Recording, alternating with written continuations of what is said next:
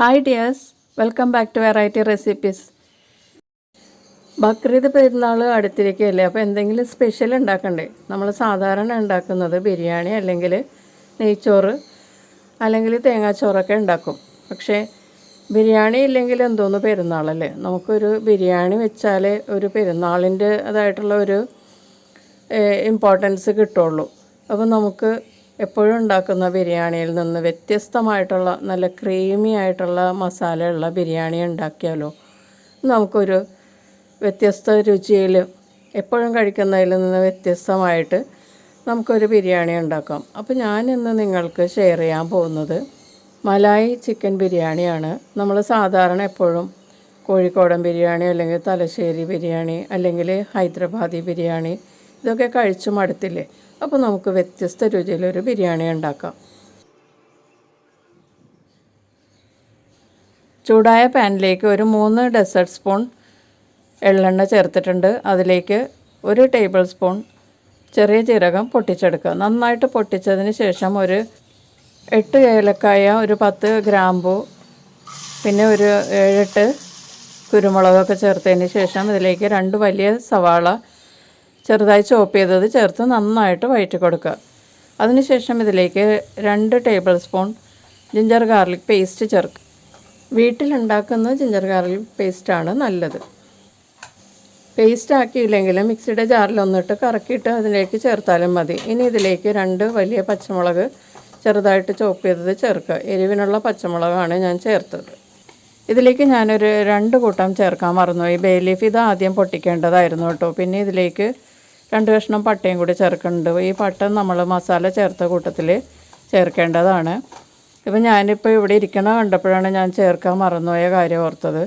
അപ്പോൾ ഈ സവാളയൊക്കെ നന്നായിട്ട് കളർ ചേഞ്ച് ആകുമ്പോഴേക്കും 1/4 ടീസ്പൂൺ മഞ്ഞൾപ്പൊടി, 1 ടീസ്പൂൺ മല്ലിപ്പൊടി, പിന്നെ 1 ടീസ്പൂൺ കാശ്മീരി ചില്ലി പൗഡറും കൂടി ചേർത്തിട്ട് നന്നായിട്ട് വഴറ്റി കൊടുക്കുക. പൊടികളുടെ പച്ചമണമൊക്കെ മാറുന്നത് വരെ വഴറ്റി കൊടുത്തതിന് ശേഷം ഇതിലേക്ക് 1/2 കപ്പ് ഫ്രഷ് ക്രീം ചേർത്ത് നന്നായിട്ടൊന്ന് മിക്സ് ചെയ്ത് കൊടുക്കുക. ഈ മസാലയുമായിട്ട് ഒന്ന് മിക്സ് ചെയ്യുക.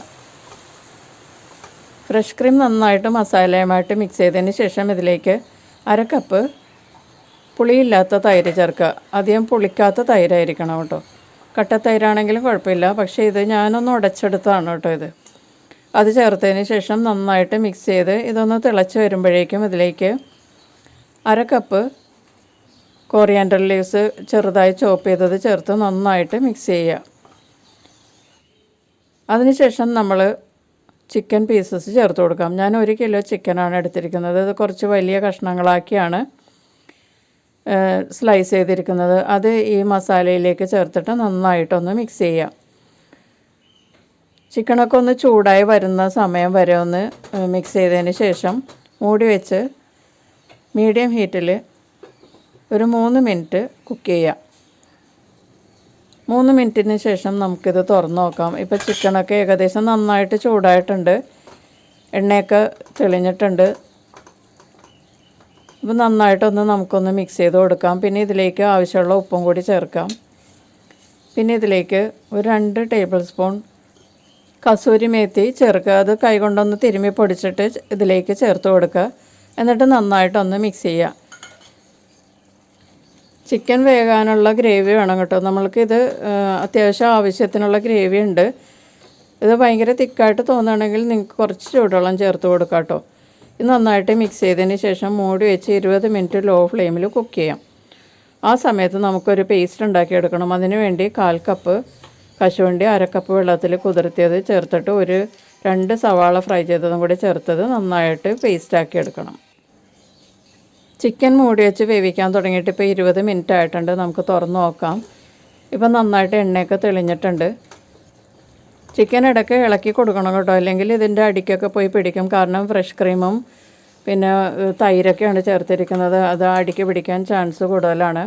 ഇനി നമുക്കിതിലേക്ക് നമ്മൾ നേരത്തെ പേസ്റ്റാക്കിയ കാഷ്യൂസും അണിയൻ ഫ്രൈയും ഇതിലേക്ക് ചേർത്ത് കൊടുക്കാം. ആ ജാറിലുള്ള അരപ്പ് കുറച്ച് വെള്ളത്തിൽ അഴിപ്പിച്ച് ഇതിലേക്ക് ചേർക്കാം. എന്നിട്ട് നന്നായിട്ട് മിക്സ് ചെയ്യാം. കാഷ്യൂ പേസ്റ്റൊക്കെ ചേർത്ത് കഴിയുമ്പോഴേക്കും ഈ ഗ്രേവിയൊക്കെ നന്നായിട്ട് തിക്കാകും. അപ്പോൾ ഇത് നന്നായിട്ടൊന്ന് മിക്സ് ചെയ്തതിന് ശേഷം നമുക്ക് മൂടി വെച്ച് ഒരു 5 മിനിറ്റും കൂടി ലോ ഫ്ലെയിമിൽ കുക്ക് ചെയ്യാം. ഇത്രയും നേരവും നമ്മൾ ഫ്രഷ് ക്രീമൊക്കെ ചേർത്തതിന് ശേഷം ലോ ഫ്ലെയിമിലാണ് കേട്ടോ കുക്ക് ചെയ്തത്. ഹൈ ഫ്ലെയിമിൽ വെക്കരുത്, മീഡിയം ഫ്ലെയിമിൽ വെക്കരുത്. അപ്പോൾ ഇനി ഒരു 5 മിനിറ്റ് കഴിഞ്ഞിട്ട് നമുക്കിത് തുറന്ന് നോക്കാം. അപ്പോൾ 5 മിനിറ്റ് കഴിഞ്ഞപ്പോഴേക്കും ഈ ഗ്രേവിയൊക്കെ ഒന്നുകൂടി നന്നായിട്ട് തിക്കായിട്ടുണ്ട്. ഇനി നമുക്കിതിലേക്ക് 1/2 ടീസ്പൂൺ കുരുമുളക് പൊടി തൂവി കൊടുക്കാം. ഒരു 1/4 ടീസ്പൂൺ ഗരം മസാലയും കൂടി ചേർത്ത് കൊടുക്കാം. എന്നിട്ടൊന്ന് നന്നായിട്ട് മിക്സ് ചെയ്യാം. ഇത് നമുക്കിനി തുറന്ന് വെച്ച് നന്നായിട്ട് തിക്കാക്കിയെടുക്കാം. അപ്പോഴാണ് നമുക്ക് ദം ചെയ്യാൻ പറ്റുന്നത്. ഇപ്പോൾ നന്നായിട്ട് ഗ്രേവി തിക്കായിട്ടുണ്ട്. നല്ല എണ്ണയൊക്കെ നന്നായിട്ട് തെളിഞ്ഞിട്ടുണ്ട്. നല്ല ക്രീമി ആയിട്ടാണ് ഗ്രേവി ഇരിക്കുന്നത്. ഇനി നമുക്ക് ദം ചെയ്യാം.